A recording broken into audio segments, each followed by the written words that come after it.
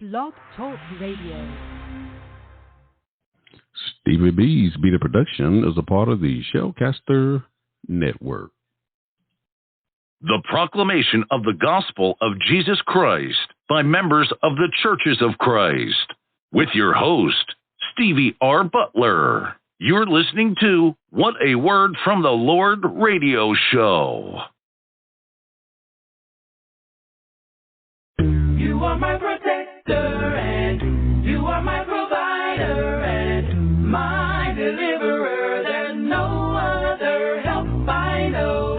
You are my protector, and you are my provider, and my deliverer. There's no other help I know. I really love the Lord.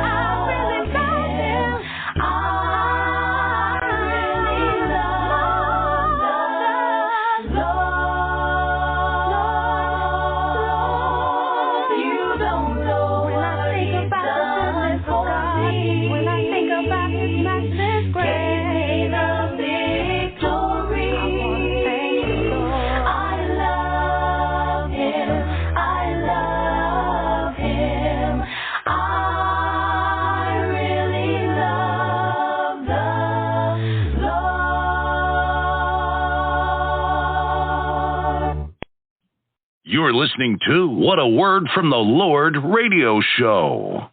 Good evening, wherever in the world listening to this radio broadcast. Stevie B's Media Production presents What a Word from the Lord radio show. I'm your host, Stevie R. Butler, and this radio show is being broadcast from Stevie B's Media Production at the Carolina studio in the great state of North Carolina. Ladies and gentlemen, we are just grateful for the privilege to bring you a program where we as Christians and members of the Churches of Christ can share our faith and preach and teach the glorious gospel of Jesus Christ on a weekly basis. If you love to contact us while we're on the air this evening, you can give us a call to the live show at 713-955-0508, or you can go to the Blog Talk Radio website and listen to the show live there. I just looked at the website, and you will find this show on page number 3 of that website.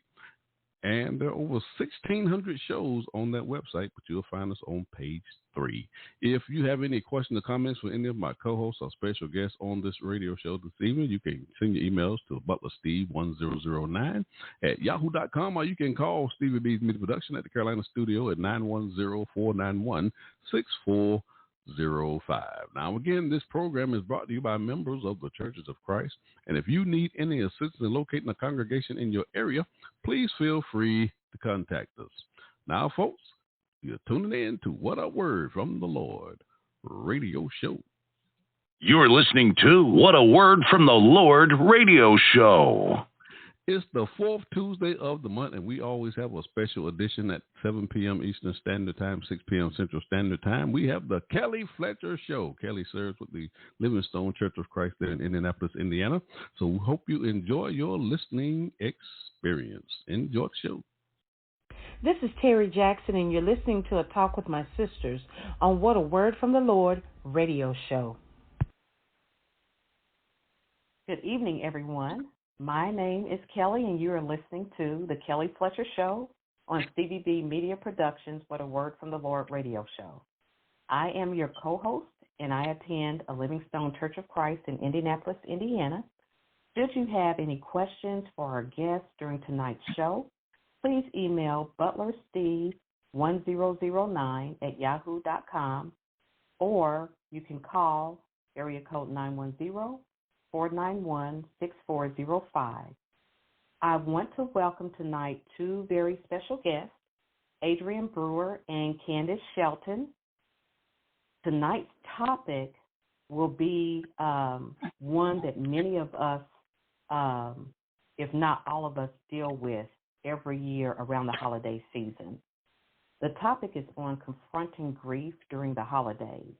I know many of us cope and deal with grief in our own way, but it's always a great help to gain insight that might make it a little bit easier going forward. So before we dive into the topic tonight, I would like for our guests to introduce themselves. I'll start with Adrain, and then Candace. I know she's been on the show before, but if then you can follow up, Candace, and introduce yourself. So Adrain, we'll start with you. Okay. Hi, Kelli. Thank you for having me on the show tonight. My name is Sister Adrain Brewer, and I attend Kingsley Terrace Church of Christ. And at the church, I have been a participant and also one of the facilitators of our grief counseling sessions that we've been having for many years. COVID's kind of taken us out a little bit with that, but I've been a facilitator for many years doing that. Thank you. Hi, this is Candace Sheldon, and I am also a member of Kingsley Terrace Church of Christ. I am a registered nurse by trade and a case manager by career. And this topic of grief is one I've had to deal with in the healthcare system for a very long time, of course. It is a part of life, and it's helping individuals and families be able to go through the process and understand what grief is. Thank you both again so much for being on the show tonight. And again, thank you for willingly wanting to talk about this topic with me tonight. And hopefully everyone that's listening will be able to find a benefit in this conversation. So I do have, a few talking points, but I really want it to be a discussion with Adrain and Candace, with you two on how do we confront grief during the holidays. And, what are some things that we can do to get through the holidays year after year? So, Adrain, I'll start with you, and then Candace, if you want to jump in, and we'll just kind of bounce back and forth, until we're done and go to the next point. Okay. Well, I think, Kelly, you said it best is that's you actually started out, how do you confront it? And the key is with grief is you have to confront it. Unfortunately, like Candace was stating, it is a part of life, and it happens. But the key with grief is you have to confront your grief. It is a process. Every day is going to be different. But I think that the key is just you have to feel your feelings. You may be sad 1 minute, and then the next minute you might be okay. But that is the grief process. It is not a simple process. It's not going to be a 5-minute process. It is actually a journey. It might take you years to actually get through your grief process, but it is something that you have to confront. I think that sometimes we have issues when we actually resist the grief, or we actually try to basically deflect it and act like it's not really happened. Unfortunately, it happened to me. Long story short, I lost my husband to a pulmonary embolism. He just went to work and he never came home, and that's how my grief journey started. It's not that I'm a clinical licensed person to actually do this. Is actually I had to travel it. I actually went through it, and this is, I think it was God's not as funny way, but then I actually started to teach grief. I actually had, because I actually went through that process. I actually went through the part of me not knowing what I was doing from day to day, not being able to help my children and different things like that, or just being able to, confront different things. But I think when I started talking to God and I started to understand what I was actually going through and how I was actually, needed to confront it, that's when things started, my healing actually started. So I think the key first thing is you have to be able to confront your grief and not resist it and be able to walk through it. It's going to hurt. You're going to have plenty of days of hurt. You're going to have plenty of days of pain. But that was my key to healing, is I had to accept what had happened to me. And God wasn't picking on me. God wasn't, this unfortunately happens to a lot of people, but he wasn't picking on me, but I had to confront it. And that, I think that is the key, is you have to confront it, and then you have to get some help. If you're, in that place where you are, you're needing it, or you're so sad for so long, and that's what I did. I actually went in and I started getting some help. I actually went to speak. I had a support group. I was talking to a counselor. I was also talking to, in my pastor. I was doing all of that because, like I said, you're going to go through all those things, and also you can. I think I had to also learn to show compassion to myself. I was going through a thing where I was being hard. I should be further along in this, and there would be times I'd be like doing okay, and then it was like took 3 steps up and 4 steps back, and I had to learn to start being more compassionate to myself, because this was something that traumatic happened to me, and I needed to basically be able to face it, be able to face it and not be so hard on myself. So that's what I'm thinking. We have to be able to cope. We have to be able to, like I said, confront it, feel your feelings, don't resist it, show yourself some compassion, and then, definitely ask for some help. Okay. Thank you so much. And just to Candace? piggyback off of what Adrain was saying, it is a process, is what I want people to understand, because as she said, a lot of times people think, well, this person has been sick and they progressed to the point of death and that's it, now it's over. But like she said, grief will show up anytime. It may be music, it may be a smell, it may be a location that you go to, and all of a sudden you may find yourself sad or crying even. I know when my father passed, there were days that I went to pick up the phone to call him, and it had been a month, it had been 6 months, it had been a year or two, and I thought, oh, that's right. So grief is a process, and It's not a thing that happens overnight, like she said, and we just have to be aware that it is a process, and that if you allow the process to take place, you will begin to heal.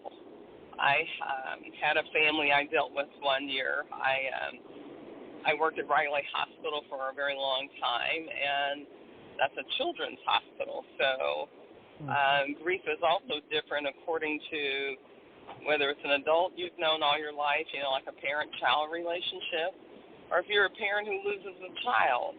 That process is still there. It still has to happen. And I had a family that the father, he was very torn by the loss of his child. And we had at the hospital a follow-up after the death session. And we would meet with the families and talk with them, and the father did not come. Well, a whole year later, I'm walking down the hall, and this man is hollering and boo-hooing. And I turned around, and I was just going to help whoever it was. I wasn't even sure who it was. And I approached him. I said, "Sir, can I help you?" And he turned around. It was the father of the child. And he had not even begun to grieve. So sometimes we think we can keep it in, and we won't address it. Well, he ended up getting in a fight at work. He ended up having a heart attack. Just so many negative things can happen to us when we try to postpone grief. And it is a process that we as individuals will go through, and to understand that it is a process. And Kelli, to kind of talk about what Candace just said, I think that it's our society. It teaches us that emotional pain kind of should be avoided. And just like she was talking about the gentleman, our society is like, hey, haven't you got over that grief yet? It's been a month. Haven't you got past it yet? So I think that's kind of our society thing. It's like, almost like a movie or something.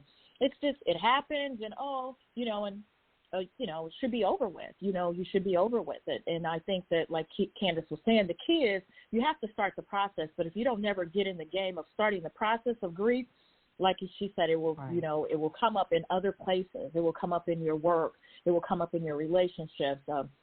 You're angry, and it's just different things. You can't sleep. You're not even to touch on the health issues that come with that part of you not, coping with the grief, not being able to sleep and eat and just taking care of yourself, So it's just a lot of things that happen. But I think our society has a thing is where, hey, just avoid it. You'll be okay. I know when, unfortunately, when my husband passed, they were like, oh, just keep busy. And it's like, okay, and I tried that, but it didn't work. It didn't necessarily work. You can't busy it away. You actually have to, sit in there and get in your feelings and actually understand what has happened to you and be able to get the help that you need so that you can heal and go on with your life and have a better life, I should say. Right.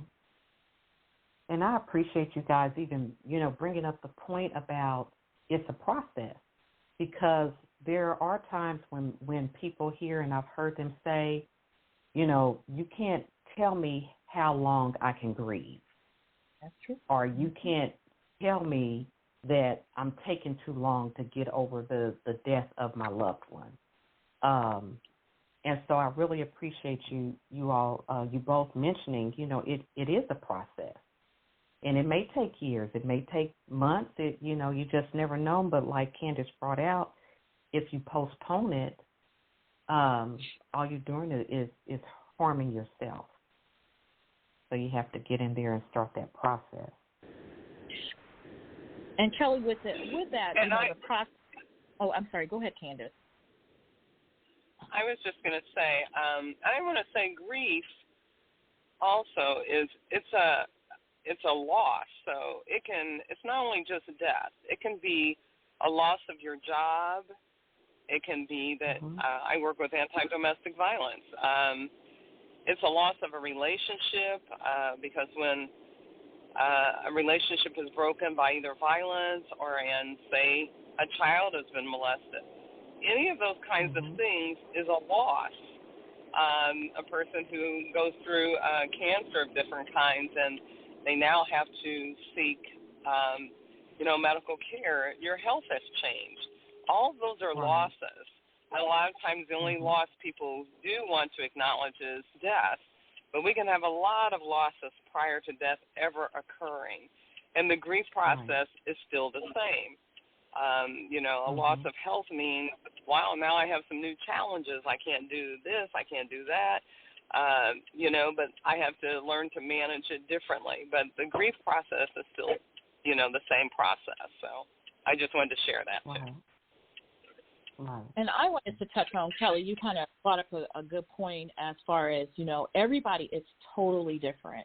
So the way that you grieve is not going to be the same way that I grieve. And it was a thing as where it just, kind of, and I got this, when I lost my husband, I went to counseling and they said, well, it's going to take you about 5 years. And I'm like, this man don't know what he's talking about, because it happened so suddenly.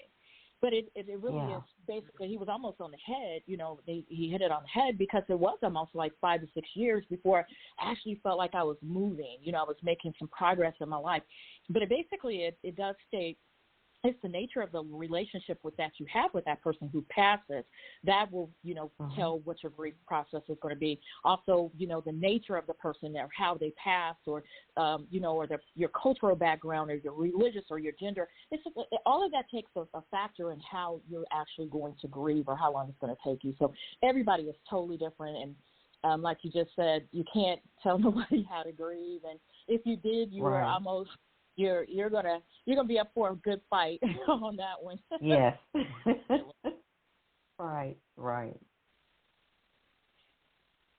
So, what are some things that we can do to kind of get through the holidays year after year without our loved one, or and even as Candace stated, having health challenges?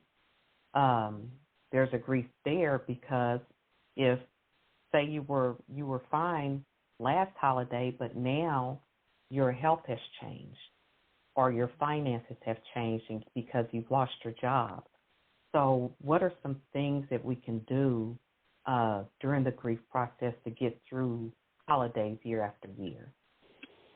And Candace? Yes, I can speak to that.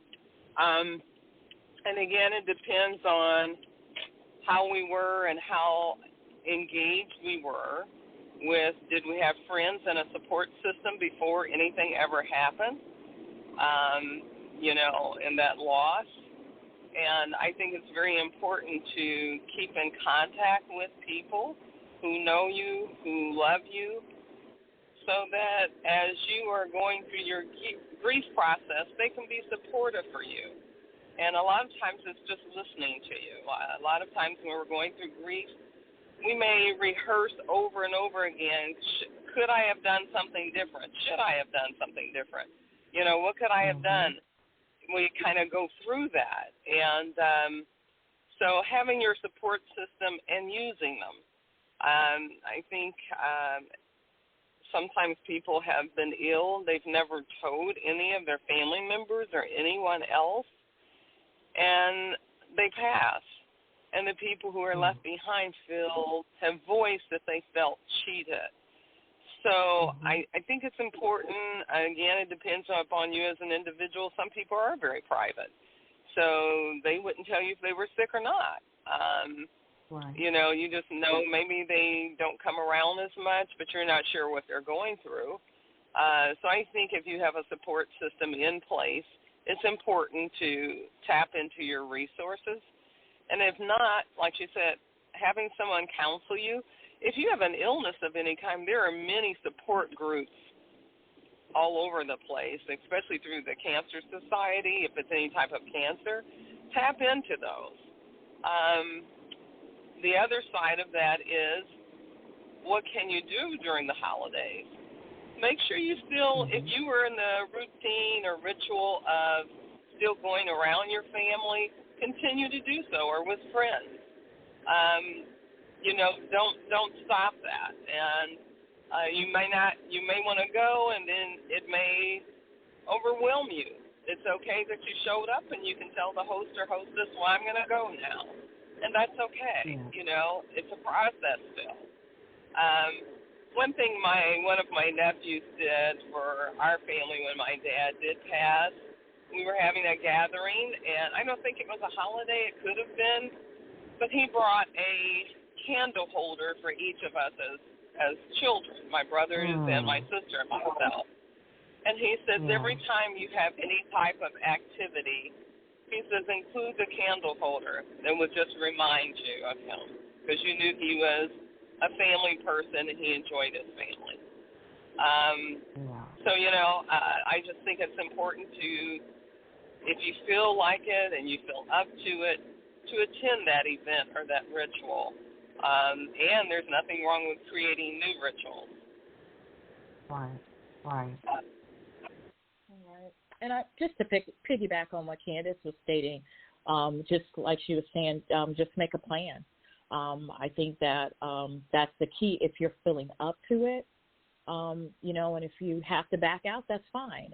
Or if you have to leave early, that's fine. If your family does traditional things, and like Candace was stating, there's nothing wrong with making new traditions with your family. I learned too that we had to do new traditions. Unfortunately, when my husband passed. My husband passed in August, and Thanksgiving was coming up, and I was, of course, in my bed just crying, and I actually saw the Moselle Sanders on TV. That's how I actually got involved doing the Moselle Sanders, and I've been doing it now for the last 15, 16 years. I was crying in my bed, and I got up, and I got my kids all rallied up, and I called in, and I went over to the 10th Street Church of Christ, and they were actually a feeding site. And I said, I'm going to deliver dinners. And that was an eye-opener, because at that point in time, I started seeing where I was crying over my husband, but I saw people actually living in hotels that were not fit for anybody, or living in conditions that were unfit for anybody. And that was, I know it was God that basically spoke to me that time, because, like I said, I was in my grief. But at that point in time, I was like, I got to do something different. I know that he would have been proud of us for, you know, going out there and trying to help other people. But I think, like Candace says, you have to, you know, make a plan. If you don't feel like it, or if you, and surround yourself with people that know what you're kind of going through, and they're not going to be upset with you if you leave, or if you have to bail out early, because they love you. They love you, and they are going to be your support system, and I think that's the key. Now, when you guys were talking about the creating a new tradition, so my dad passed away in September of 2004, but prior to that, there was a tradition. Every Christmas Eve, we went to Outback, and it might be anywhere from 15 to 20 of us. And he didn't, you know, he didn't eat. He would just make sure everybody had their food. You know, he would order his meal, but he would just kind of stand over us and just make sure everybody was good.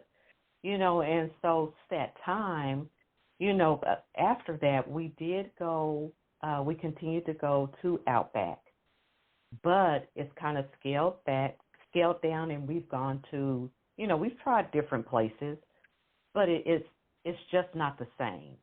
So we're after all this time, I think we're still trying to figure out what tradition, you know, or, you know, we still go to restaurants, but which restaurant? Where are we going to go this year? You know, what do we want to do? So, you know, we thank the Lord we've been able to continue it, but I think we're still trying to find our footing a little bit on where we should go, you know, because again, that was a yearly tradition. So I appreciate you guys bringing that up. It's a process, Kelly. It might take more. Yeah, it is. It's just a process, and that's the key. It might, you know, it might not never be. Might not never be the same. But you know, like you said, I mean. You know, but it's a process. Right. And, just that you all still share that time together is really what's important. Correct. Yeah. And you may not find a specific restaurant that everybody likes and they want to go back to it every year. That's when you can change the ritual. Yep. Somebody choose a different restaurant, and every year, why don't we do something like that? Right. Everyone pick something different, just so everyone has input and everyone is participating. I love to hear that families still get together, because often after someone passes, a lot of times families even quit getting together, Yep. So, Right. so it's a good thing. And like you said, it's the process. And, as you figure out how you want to move forward, I know for us, we still make the favorite dishes, because if it's a favorite dish a person liked, you like to make sure it's there on the table so everybody can still eat some, Yeah, right. Well, we are at 7:30, so what I'm going to do is just take a quick break, and then after the break, we'll talk about a couple of more points, and then we will finish our show. So thank you guys so much for the information you've given so far, and we will be right back. Okay. From you, darling. I mean, put us on you. Thinking about what you've done for me in my life, I just want to say what you really mean to me. You're my everything, my joy and peace. You're the reason why I sing. Lord, I don't deserve anything you've given me, so I just gotta say thank you. Oh, what's nice but your love and grace, so I just gotta tell you this. I will always adore you. I will never let you go. I will always keep you, Lord, because I love you. I need you, Lord. Without you, I'm nothing, Lord. I will serve you, Lord, forever. Lord, your name is so worthy to be praised, so I shall worship you for all of my days. You that victory and gave me the strength so I can win this race. Lord, I'm giving you all the honor and all the glory. You shall forever run in. All of these blessings you give me is the reason why I say I will always praise you, and I will never turn away. I will always lift you up, because I love you. I need you, Lord. Without you, I'm nothing, Lord. I will serve you, Lord, forever. I love you. I need you, Lord. Without you, I'm nothing, Lord. I will serve you, Lord, forever.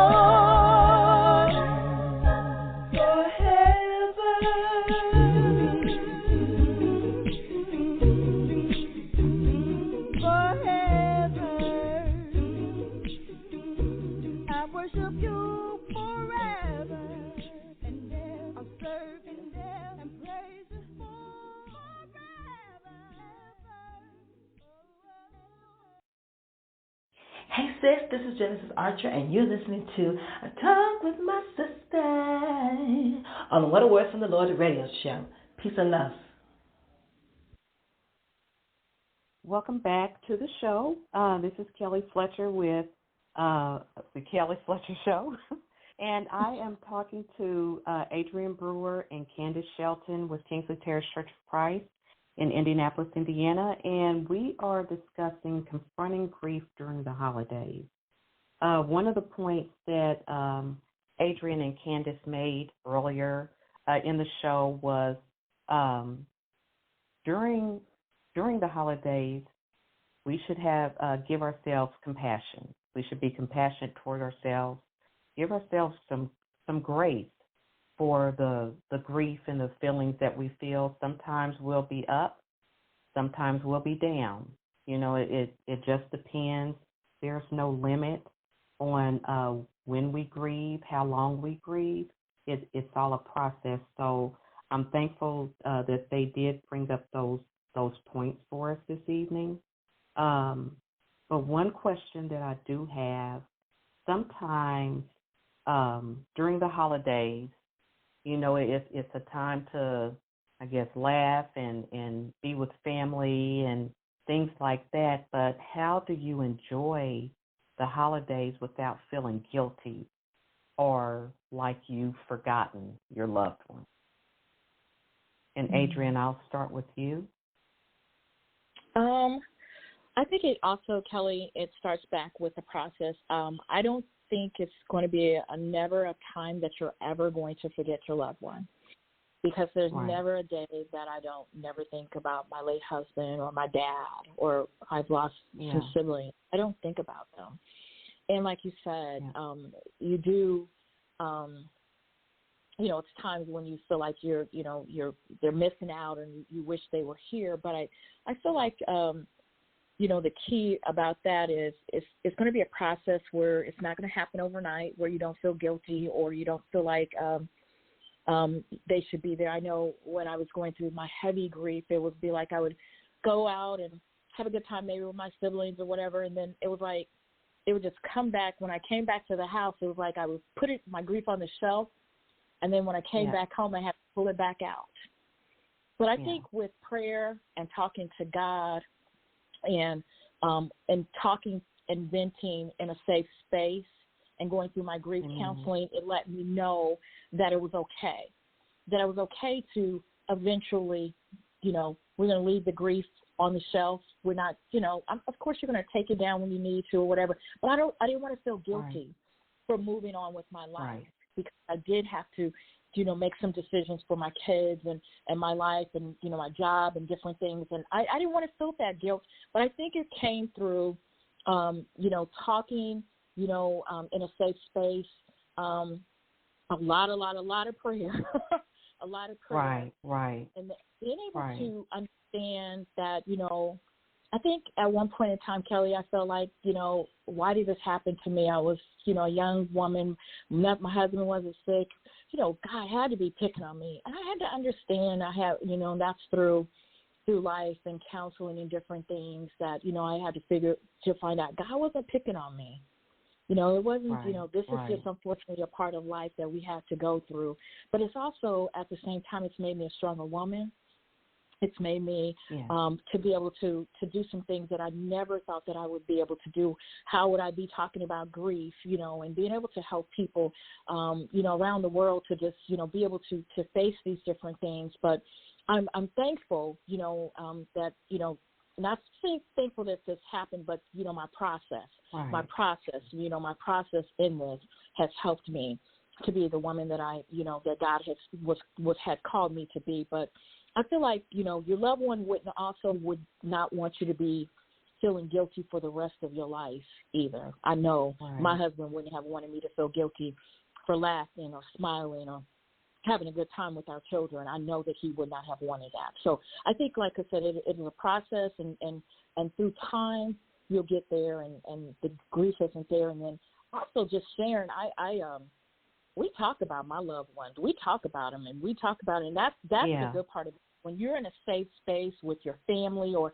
you know, you can talk about it and you have a good time and you laugh about it, and it's not so hard, you know, after a while. It's not so hard after a while. We have a good time laughing about what my dad would be doing if he seen the Pacers or the Colts acting up. Boy, he was, Right. He would be like, all over him. So I think it's just a process that you would have to go through. But I think that, like I said, with prayer and talking about it and being in some safe spaces that you can open up about it, God will help you with that, definitely.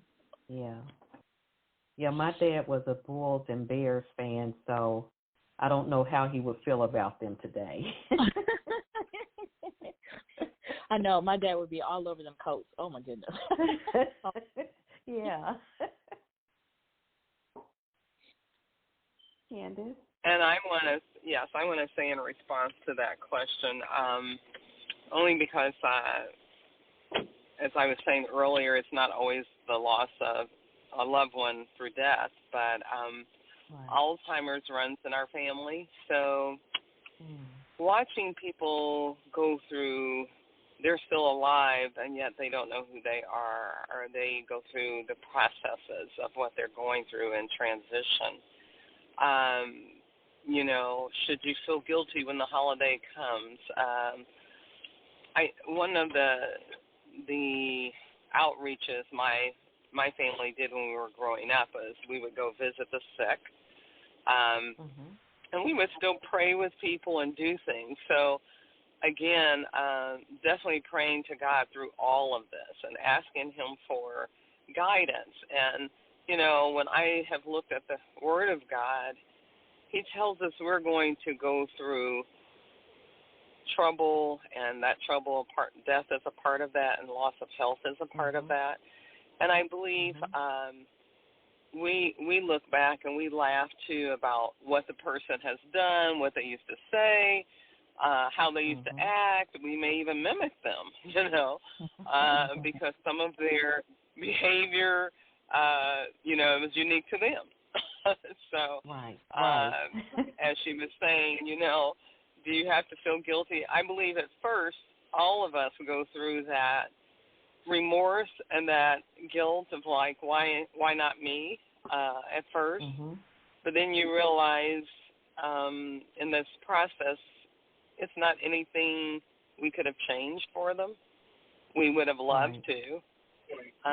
But in loving them, letting them,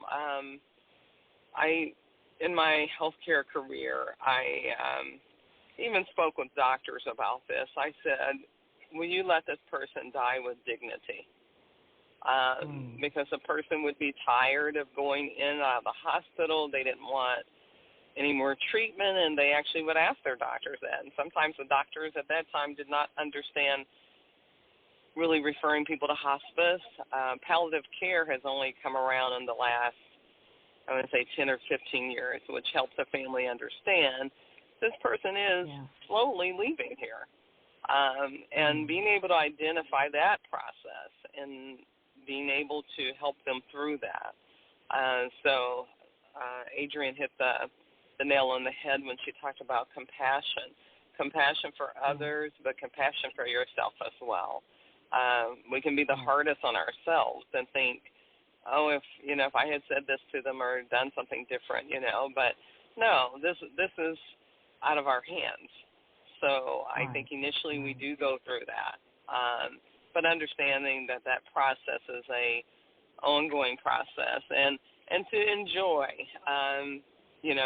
recalling something that they used to do and making mention of it during the holiday time and saying, they sure did like whatever dish, or they really always made fun, or we had to look at football in our house. All the TVs always had football on them. And we were like, can we look at something else? But we would say that, the Cowboys, it was, all the different teams, so the Bears, so, I ended up with, out of that, I ended up with football teams for myself later, but anyway, I just think that there's a thing, and I think the unique thing about it, too, is that you may find yourself carrying out some of the traditions that has been established in the family. Maybe you're the go-to person now. So, and, so it can be a very positive, I think, thing. So should we continue to feel guilty? No. I think the remorse is that's natural with death, and but learning to move forward and learning to embrace life, including death as part of it. Right. Thank you. Great. Thank you. Adrian mentioned something that I think bears repeating, and she said remembering her children. And I know sometimes if, say, another child passed away, or a spouse or a mother, sometimes what happens is there's so much grief, say with the mother or father who lost a child, or a parent who lost a spouse, or a sibling that lost a sibling. There's so much grief that sometimes they forget about there's still people living that need me or that need my care. So I don't think you realized that you said that, but that was something that when you said remembering your children, that was a point that came to my mind, because I think it's really important for us to remember we still have loved ones. Unfortunately, we just don't have this one. And Kelli, just being transparent, when I lost my husband, you kind of just said, you kind of forget those things. And I mean, it's like I was here, but I wasn't here, as a parent. And it was unfortunate. People thought that, I was okay. And, even unfortunately, even the people at the church, you should be okay. But I was coming home and I was wrestling with this thing every night. It was like a bear on the back. And unfortunately, you're thinking, the kids were okay.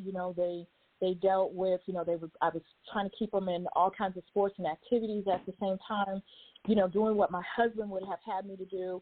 But at the same time, I missed when I actually woke up. I tell people when I woke up, my oldest, he was a sophomore in high school when I actually came through this clearly.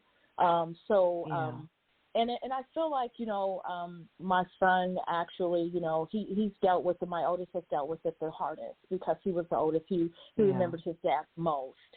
And I think that we can't forget about those little people that, we're thinking about us as adults and what we're going through, but we have to also take care of those children and what they're going through. And my counselor had told me my children will not actually feel the effect of my husband passing until they're older. And she was right on it. Yeah. And they did not kind of feel it until they were young. They were just having a good time and all this stuff. And then the next, it was like when they got to be teenagers, boom, boom, boom, things were like coming out of the woodwork. If my dad was here, this, or that. So you really have to address those things because just like we said, Kelli, it never goes away. You can push it back, but it will, it comes back to the surface. And like I said, and we, until this day, and if my husband has been gone 15, 16 years now, my kids still talk about their dad, and we talk about it in good, and it's gotten better, like I said, but the grief process, if you don't deal with it, it's going to come back. So I advise everybody to try their best, and like you just said, don't forget about those younger people, because we're dealing with all the other stuff as adults, but I think that we also still have to be a parent and bring those kids along, bring your children along, and guide them through that situation as well. And don't forget about it because, it hurts them in the long run, definitely. Right. And I agree with that.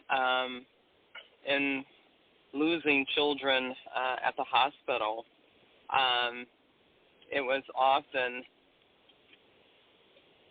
a family would leave their main relationship out while they were grieving, as if it was only them grieving. And as you said, there's other children in the home. The marriage often suffered because they wouldn't talk to one another. But I believe it's because no one understood how to grieve. And I believe, especially when there are children involved, I believe it's very important to get counseling, go through grief counseling with someone to help the kids, because the kids' understanding of loss is very different. And sometimes they even blame themselves for the loss, especially if it's a sibling.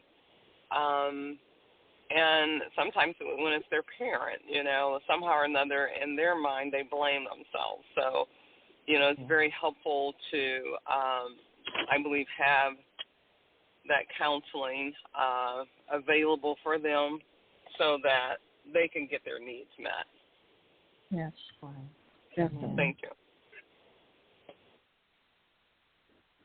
Well, I know we're getting close to the end of the show, but before we go, I just want to find out if you guys have, or you ladies, I'm sorry, have any last bit of advice for our listeners on this topic. Adrain? Yeah.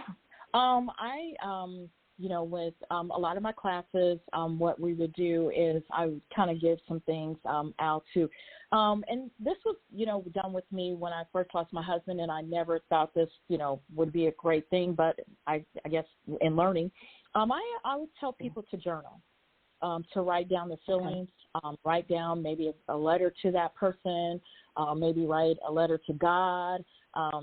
Just start journaling. You'd be so surprised about, your grief journey if you start to write down things, and when you first started, and say maybe a year in or 6 months in, and you go back and look at it and look how God has covered you and how God is making things different for you.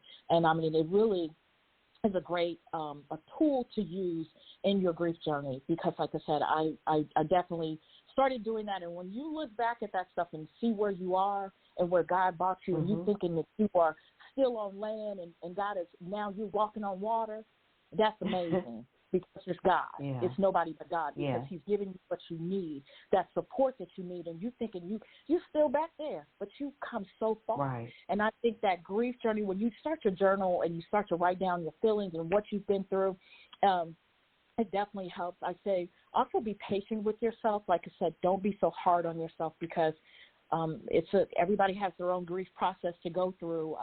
Learn to make some new traditions, like Candace and we've all stated.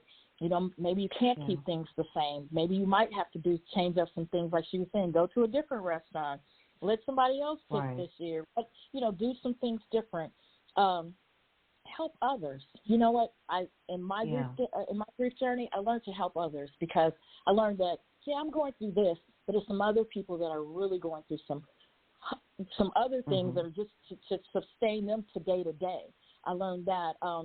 I learned to laugh a little bit more with my children. I learned to be happier because I know that it could have been worse on me.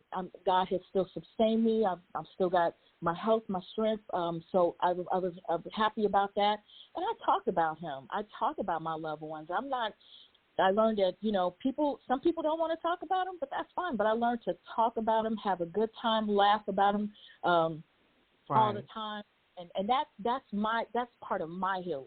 That's a part of my healing. Yeah. So I talk to them about, I let people know. People's like, oh, you lost a husband. Yeah, I have.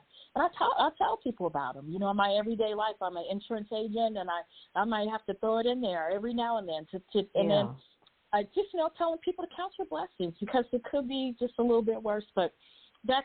And definitely, Kelly, last thing is pray and stay close to God, because you're going to need it with that grief journey, definitely. Thank you. Amen. Thank you. Candace? Yes, and I just wanted to say we talk about the process, so there's actually, and it depends on whose process you look at, but there's 5 to 7 steps in the process. The first one is usually denial. The second one is usually anger. The third one is usually bargaining. The fourth one is usually depression. And the fifth one is acceptance. And any of these can overlap at any given time. To just be aware that, yes, when you're angry about your loved one changing or passing, that's normal, that all of these are normal feelings. And the thing is to acknowledge them. Sometimes we don't realize that we're trying to say, when the loved one is maybe dying, if you just let them live a little longer, I'll quit doing X, Y, and Z. That's that bargaining piece. Then you may go into a depression where you don't want to really talk, and that's what Adrain was saying. All of a sudden you look up and you didn't eat for the day, or it's so late in the day and you just now are eating, and you're just really kind of in a fog. And that's part of that depression, and that is so real. And the denial in the very beginning is saying, well, I know they're not going to die, or they couldn't have left me, sure. And that is all a normal part of the process before you reach finally acceptance. So, yes, I just wanted to bring that out, that's what that process is. So. Thank you. And that's so about all I'm going to share. Thank you. Okay. Thank you. Thank you both so much, again, for being on the show and for having this conversation tonight. I know that it is something that many people, again, if not all that are listening, really need, and I'm sure that it has been helpful and a blessing to everyone that has listened. I do want to thank the Lord for Brother Stevie B for allowing this platform so that this information could be shared tonight to our listeners. I also want to thank you for tuning in. And in December, our next show will be on mental health, and I believe that Candace is going to be on that show as well. She's going to be our expert guest, so I'm looking forward to that. So should you have any questions or comments for our guests after the show, please feel free to contact me on Facebook Messenger or send an email to butlersteve1009@yahoo.com, and we will be sure to forward those questions or comments to Candace and Adrain. So, again, thank you all so much for being here. Thank you, Brother Stevie, and thank you to our audience for listening. And I'll turn it over to Brother Stevie. Thank you. Thank you. This is Terry Jackson, and you're listening to A Talk with My Sisters on What a Word from the Lord radio show. You're listening to What a Word from the Lord radio show. It ain't easy. No, sometimes it gets hard down here, Lord. Sometimes it gets rough, so rough, so rough. Sometimes it gets tough for me. Has anybody been lonely all by yourself? Has anybody been sad, broken hearted and sad? Have you even been mad? Oh, you had to cry all night long. I know it's hard, but what you need to do, you need to wait.